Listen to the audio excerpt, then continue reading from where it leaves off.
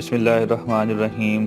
لاکھوں کروڑوں درود حضور پاک صلی اللہ تعالیٰ علیہ وآلہ وسلم اور ان کی آل پر۔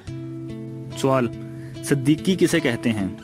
کیا صدیقیوں کے پاؤں کے انگوٹھوں پر نشان بھی ہوتا ہے؟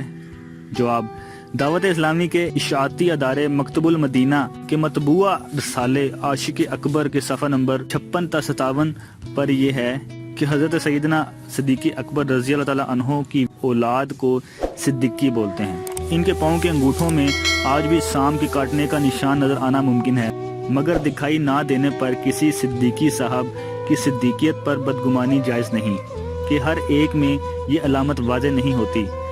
سگے مدینہ نے ایک صدیقی عالم صاحب سے انگوٹھے کا نشان دکھانے کی درخواست کی تو کہا کہ میرے والد صاحب رحمۃ اللہ تعالیٰ علیہ نے کھرچ کر ظاہر کیا تھا، مگر اب پھر چھپ گیا ہے۔ مفسر شہید حکیم الامت حضرت مفتی احمد یار خان رحمۃ اللہ تعالیٰ فرماتے ہیں کہ بعض صالحین کو فرماتے سنا گیا جو حضرت سیدنا صدیقی اکبر رضی اللہ تعالیٰ عنہ کے شہزادے حضرت محمد بن ابوبکر رضی اللہ تعالیٰ عنہ کی اولاد میں سے ہیں، ان کے پاؤں کے انگوٹھے میں سیاہ تل ہوتا ہے، حتیٰ کہ اگر ماں باپ دونوں کی طرف سے شیخ صدیقی ہو تو دونوں پاؤں کے انگوٹھے میں تل ہوگا۔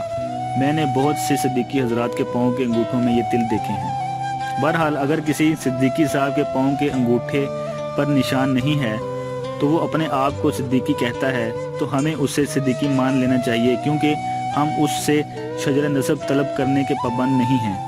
اگر ہم اس سے شجرہ نسب طلب کریں گے تو اس کا دل دکھے گا اور کسی کا دل دکھانا جائز نہیں۔ اسی طرح جو اپنے آپ کو سید کہے تو ہم اس کو بھی شجرہ نسب پوچھنے کے پابند نہیں، بلکہ ہمیں چاہیے کہ ہم اسے سید مان کر اس کا احترام کریں۔ انشاءاللہ عز و جل ہمیں اس پر ثواب ملے گا۔